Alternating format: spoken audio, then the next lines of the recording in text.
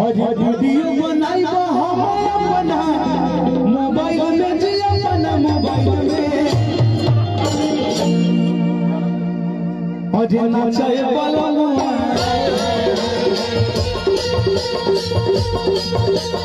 नाचे बलनुआ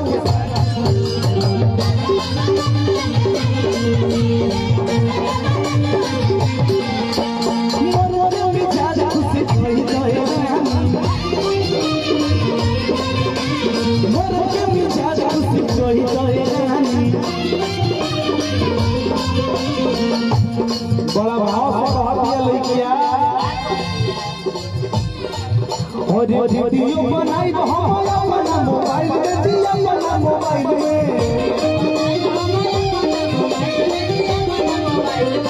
वीडियो बनाई हम अपना मोबाइल में जी अपना मोबाइल में और नाचे बलनुआ नाचे बलनुआ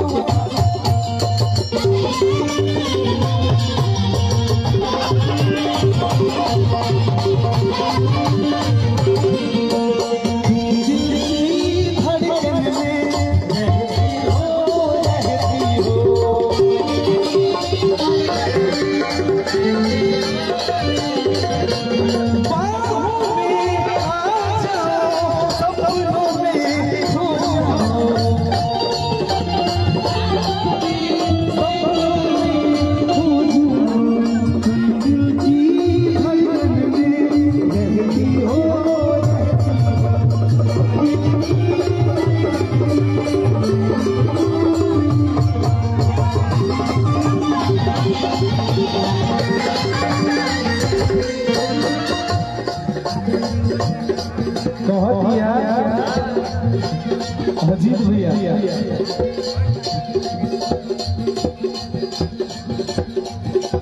हमारे छोटे भैया आदित्य बाबू बहुत बहुत से मंडल छोटू भैया का स्वागत अभिनंदन है निशांत भाई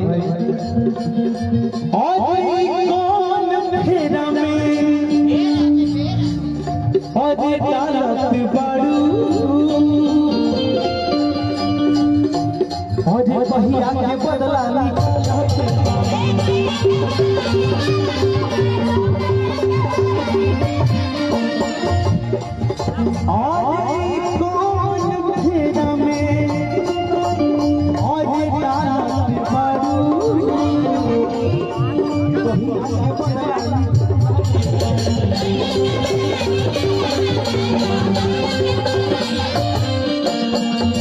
गाना सुखदयाल भैया का लिखा हुआ था, बहुत प्यारा आशीर्वाद वाला गाना, ऑल इंडिया बाजार दिल से भैया आपको धन्यवाद। एगो गाना हमारा रहे छेड़ा जानी हमारा के गोली मारी हिंदू के भगवाधारी श्री राम के पुजारी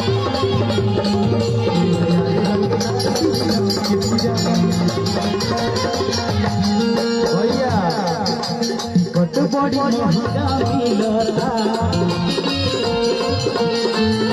किस्म के दिमाग माही लता कट बड़ी महंगा मिलता किस्म के दिमाग माही लता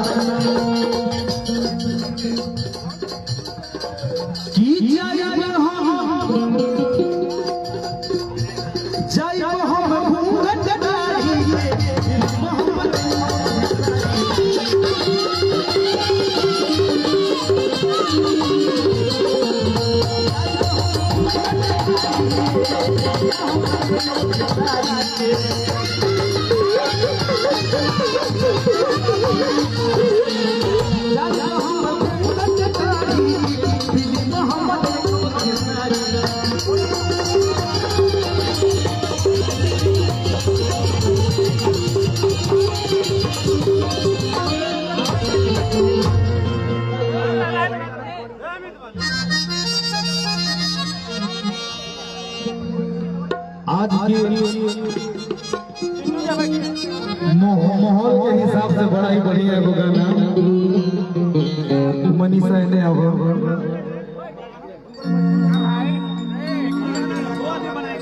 तार वीडियो वायरल भइल कौना बात पे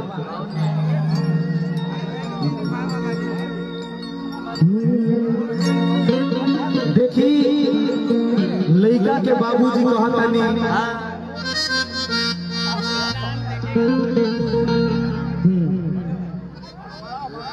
एगो हमार बड़ा ही बढ़िया गाना राजधानी हिट से आइल बा कि गूगल बता दे खुश रहे के तरीका, कि गूगल बता दे खुश रहे के दवाई, कि बहुत सतावे उ बेवफा की बेवफाई।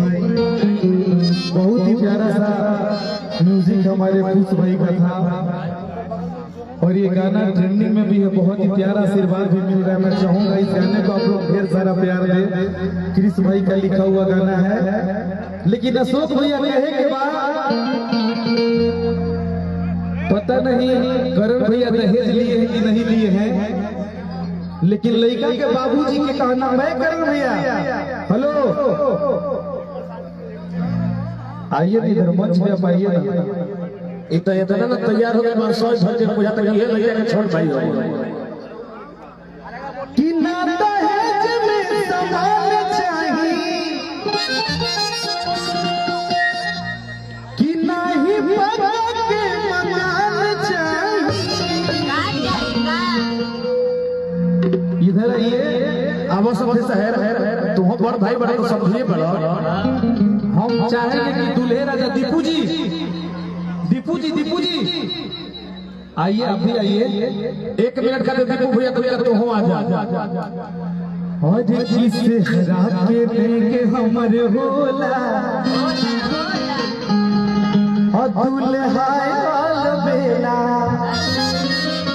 हम चाहते दूल्हे राजा के लिए जोरदार ताली बजाइए आप लोग। और जिससे रात के और जिससे रात के लेके हमर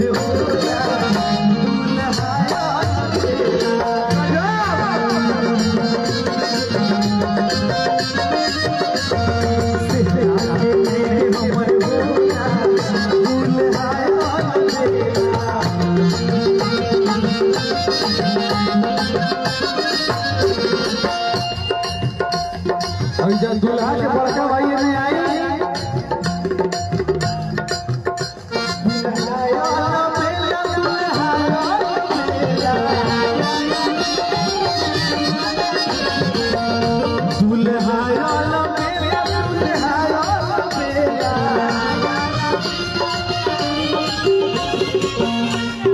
सुनिए ना दीपू जी, 10 टकिया से काम नहीं चलेगा,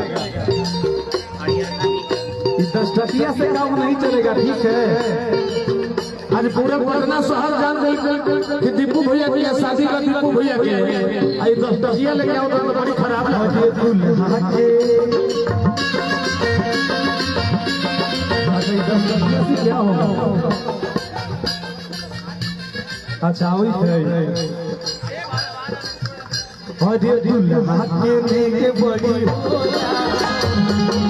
दूल्हा